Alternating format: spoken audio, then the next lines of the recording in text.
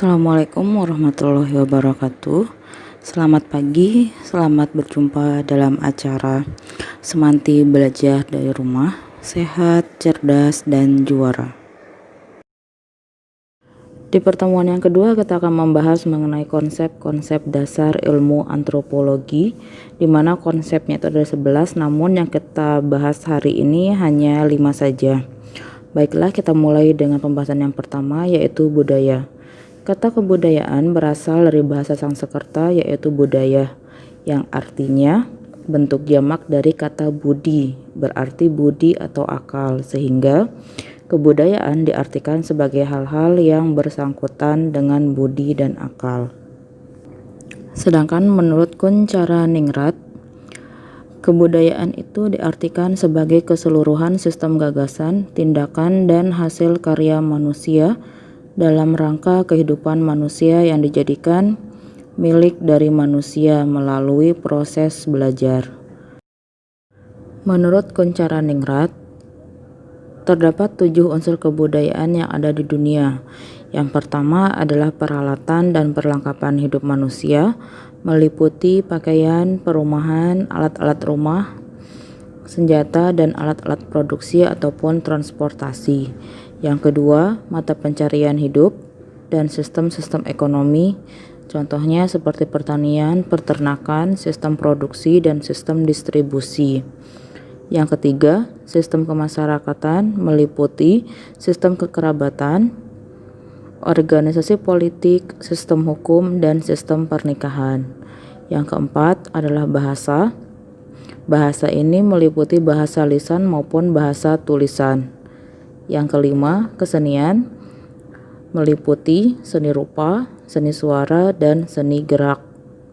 Yang keenam, sistem pengetahuan, dan yang terakhir adalah sistem kepercayaan atau yang biasa disebut dengan religi.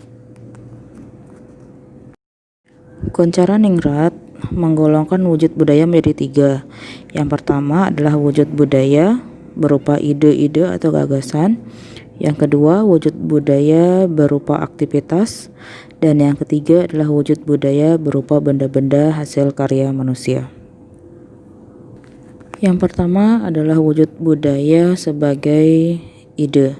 Artinya adalah kebudayaan ini terbentuk atau berbentuk kumpulan ide, nilai, dan norma yang bersifat abstrak sehingga tidak dapat disentuh. Artinya adalah masih berupa pikiran dari masyarakat. Kemudian yang kedua, wujud budaya sebagai suatu kompleks aktivitas, artinya adalah perilaku manusia atau masyarakat sebagai hasil dari kebudayaan. Contohnya ada tari-tarian, kemudian lagu atau tradisi selamatan untuk bayi yang baru lahir. Selanjutnya, wujud budaya ketiga merupakan benda-benda hasil karya manusia dalam masyarakat. Wujud budaya ini sering disebut artefak. Kemudian, wujud budaya sebagai benda-benda hasil karya manusia merupakan hasil dari aktivitas, perbuatan, dan karya semua manusia dalam masyarakat berupa benda-benda atau hal-hal yang dapat diraba, dilihat, dan didokumentasikan. Contohnya kalau di Lombok ada Islamic Center, ada Tembola Pelangi, bahkan di daerah-daerah lainnya juga ada yang seperti Candi Borobudurnya, Candi Prambanan, dan lain sebagainya. Selanjutnya pembahasan yang kedua mengenai konsep dasar antropologi adalah adat. Adat secara umum pengertiannya adalah suatu sistem norma atau tata kelakuan yang tumbuh berkembang dan dijunjung tinggi oleh suatu masyarakat secara turun-temurun sehingga kuat integrasinya dengan pola perilaku masyarakat. Agar suatu perilaku atau kebiasaan dapat dikatakan sebagai adat istiadat, maka harus memenuhi unsur-unsur berikut. Yang pertama adalah nilai-nilai budaya, yaitu ide atau gagasan mengenai hal-hal tertentu yang dianggap penting bagi suatu masyarakat. Misal, nilai-nilai budayanya itu harus menghormati orang yang lebih tua, bergotong royong, dan rukun dengan sesama. Yang kedua adalah sistem norma, artinya sejumlah ketentuan atau aturan yang bersifat mengikat sekelompok atau warga yang tinggal di daerah tertentu. Yang ketiga, sistem hukum, artinya ketentuan yang sifatnya tegas dan mengikat bagi seluruh masyarakat dalam lingkungan tersebut.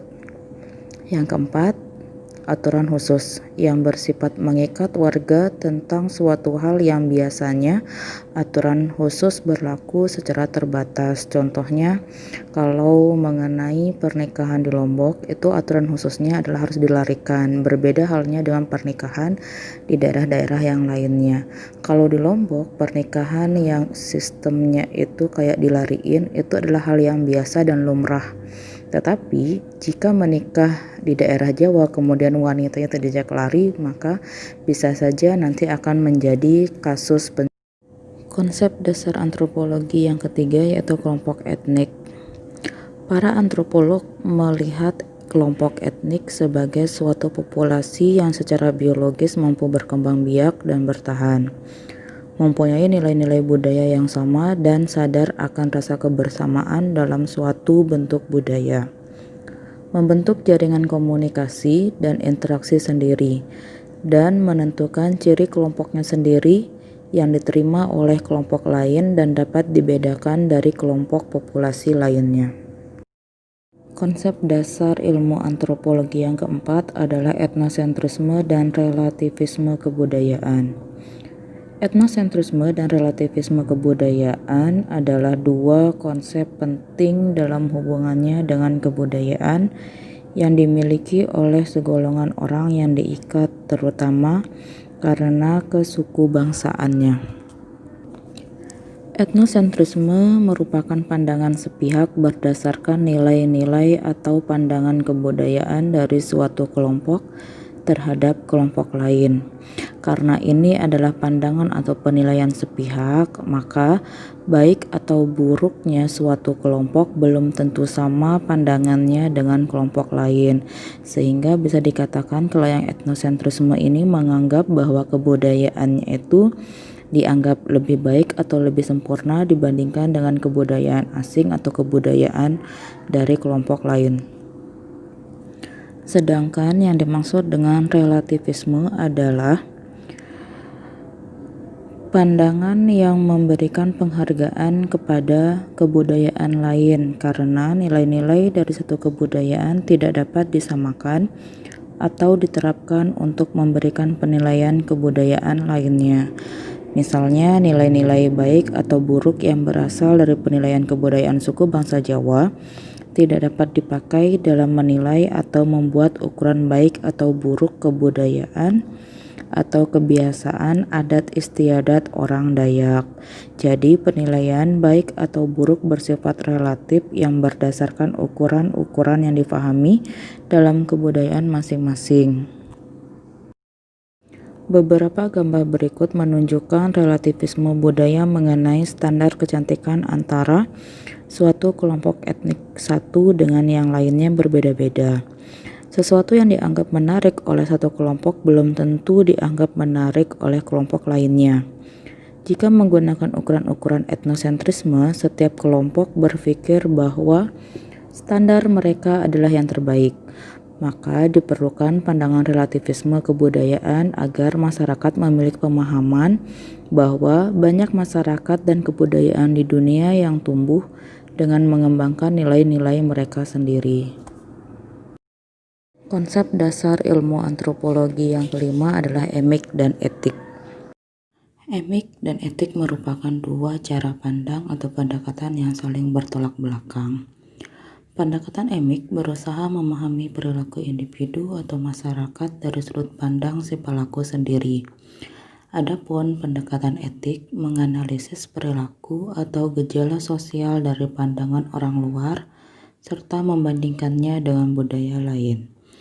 Dengan demikian, maka pendekatan etik bersifat lebih objektif, dapat diukur dengan ukuran atau indikator tertentu.